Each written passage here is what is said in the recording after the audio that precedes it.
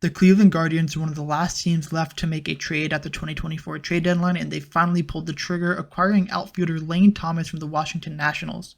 Thomas is one of the best outfielders available at the 2024 trade deadline, and with the Guardians in first place in the American League Central and trying to reclaim the best record in the American League heading towards the playoffs, it made sense that they try to bolster their lineup and create a little more offensive pressure to help secure them an American League crown and then win the World Series in 2024.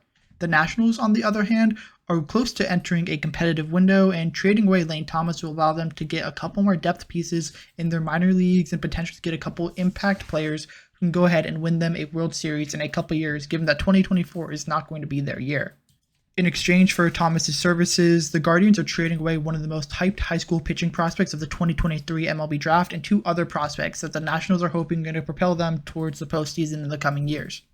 In this video, we'll dive into the Lane Thomas trade that just dropped a couple minutes ago, talk about every single player from Lane Thomas to the three prospects the Nationals got in this deal, while also giving some gut reaction trade grades for both sides to see exactly how each team has fared.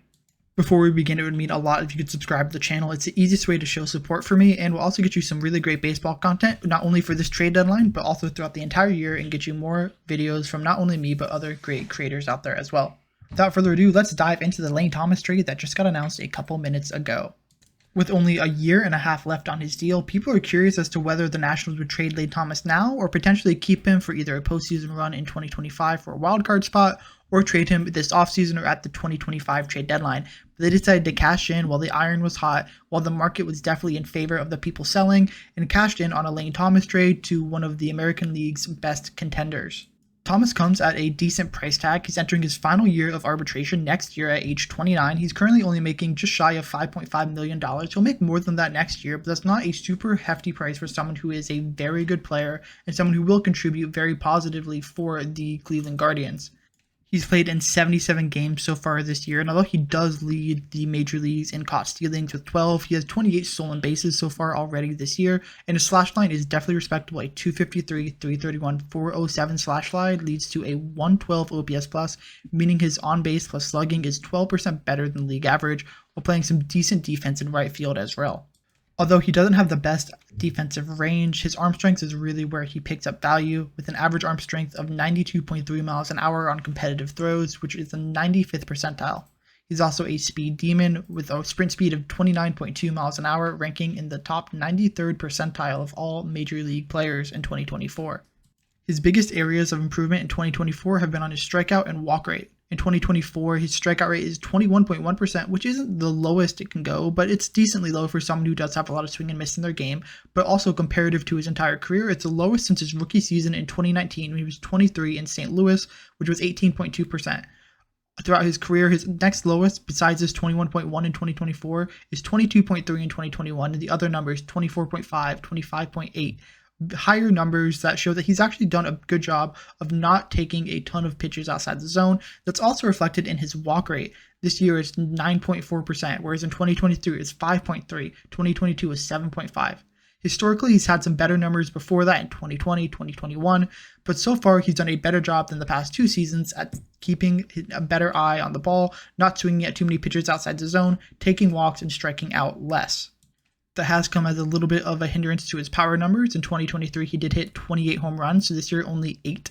So he has had a little bit of regression in that regards, but he has stolen 8 more bases than he did last year, which is already a big plus. So he sacrificed a little bit of that in-game deep raw power for a little bit more speed on the base pass.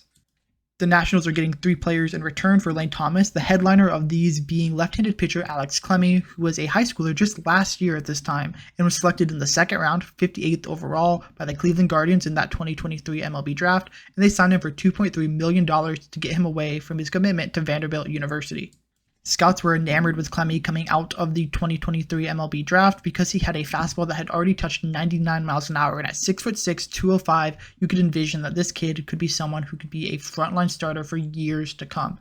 His strong commitment to Vanderbilt made him slide down a little bit, as well as some issues with control, but there's no doubt that he has a projectable frame, and he's someone that, as a lefty, teams were very, very interested in. And when he landed with Cleveland, which is known for a great developmental organization for pitchers, people were excited about his future. He pairs that really great fastball with a plus curveball that he does have a little trouble locating sometimes, but when he's on it, it is a put-away pitch and something he can reliably use as a nice second option to go ahead and pair with that fastball. He also has a changeup where he has a lot more trouble controlling. He doesn't have the great downward break that you'd like to see out of a changeup. It's something he's working on, but definitely still needs to improve on a little bit. And since he's been drafted by the Cleveland organization, he's added a slider, sits around 95, and it looks like it's at least average, which is good. He now has a fourth pitch we can add into, and that really helps his development in terms of him sticking as a starter. His biggest issue is going to be controlling everything, as with a lot of high school pitchers, especially those who throw a lot of gas. Control is an issue. It always will be for players coming out of high school in the draft. But if any organization could do it, the Guardians are one of the best at pitcher development. Now that he's out of there, hopefully he can take some of the lessons he learned, and Washington does a good job of that as well. But he definitely has the potential to be a frontline starter, being a first or second option for a Washington Nationals team as they go ahead and try to win a World Series in a couple years. Clemmey began the year as the number 8 prospect according to MLB Pipeline, and on Baseball America's updated rankings, he is the number 7 prospect in the Cleveland Guardians organization. The second player in this deal is Rafael Ramirez Jr., the 22nd ranked Guardians prospect heading into the year according to MLB Pipeline, and currently ranks number 20 on Baseball America's recently updated prospect rankings. Ramirez was signed in the 2022 international signing class out of the Dominican Republic for $800,000 and quickly established himself as a very good player in both the Dominican Summer League in 2022 and then the Arizona Conflicts League in 2023, where in that 2023 season he ranked second amongst all the people in the ACL in walks and 7th in on-base percentage with a .453 on-base percentage. In 2024, he's made the jump to high A and has had some struggles, a 187 batting average, but his on-base percentage is 301, showing that he's just not making as much contact as people had hoped with the ball, but a 620 OPS is nothing to scoff at for someone who's only 19 in high A. It's a decent slot line, and he definitely has a lot of area to improve. He struck out 71 times in 54 games, which is a big area of emphasis that needs to be improved upon. Part of his draw is that he makes a lot of contact, and right now he has a lot of swing and miss and striking out in his game. Again, he's very young for the class. He's been that way his entire career, young compared to the competition he's faced. So there's a lot of time for him to grow, develop, mature into a very good player. But for right now, he is struggling a little bit, but that is to be expected. The lefty isn't going to hit for a ton of power. He might hit 10 to 15 home runs in a season during his best year, but it's not really what he's known for. He is known for making contact, which is why the strikeout rate's a little bit concerning, but at the end of the day, he's shown he has a very good eye, and once he develops a little bit, makes a couple more adjustments, I have no doubt that he'll be able to start hitting some of these more advanced pitchers than what he's faced before. As I said before, he's young for the talent he's facing, so he has a lot of time to mature, develop. It's not like he's behind the curve, he's ahead of the curve. Defensively, right now he profiles to potentially stick at shortstop, but at only 19, there's still a lot of changes that can happen to the body as he matures, fills out, develops, build up strength.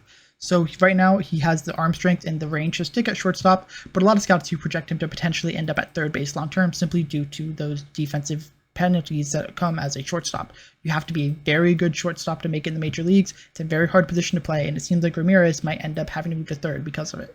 The final player heading over in this deal is Jose Tena, who is a third baseman who's already made his major league debut in 2023 and played a couple games in 2024, but he still maintains prospect status. He has not done super well at the major league level. 2023, 31 at-bats, a 226 batting average, 294 on base, 290 slugging, an OPS below 600.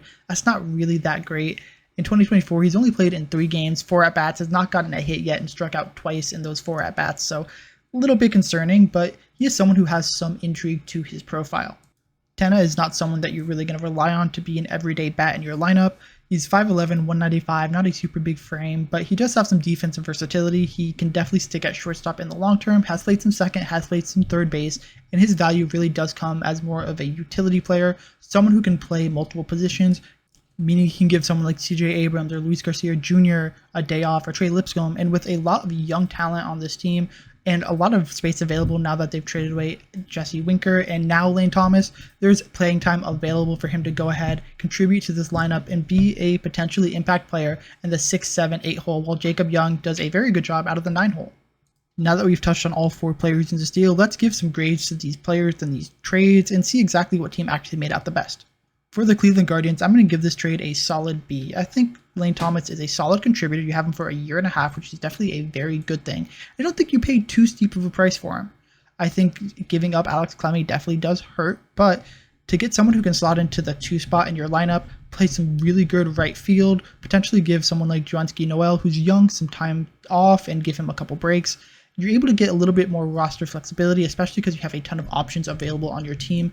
You can give yourself the hot hand, promote, demote people as needed. I think this is a very good trade in terms of that aspect of it, but also I do think Alex Clemmey's best chance of success was with the Cleveland Guardians, and I think he really could have developed into a front of the line starter. He could very easily have been better than Tanner Bibby, better than Gavin Williams. He could have been the #1 starter for them in a couple years' time. And yes, you have to go all in to win a World Series. A World Series now is better than the chance for one later. But I don't know. I just think that the potential for him being a superstar was the highest with the Guardians, and I think it was possible. I'm probably a little bit higher on Clemmey than most, but I think there was really, really big potential there, and I think the Guardians could have done a little bit better of protecting him and potentially trading away a different player. Of course, I'm not in these front offices. They know a ton more than me, so I'm not really one to talk, but if I was going through and trying to make this trade, that's how I would have approached this.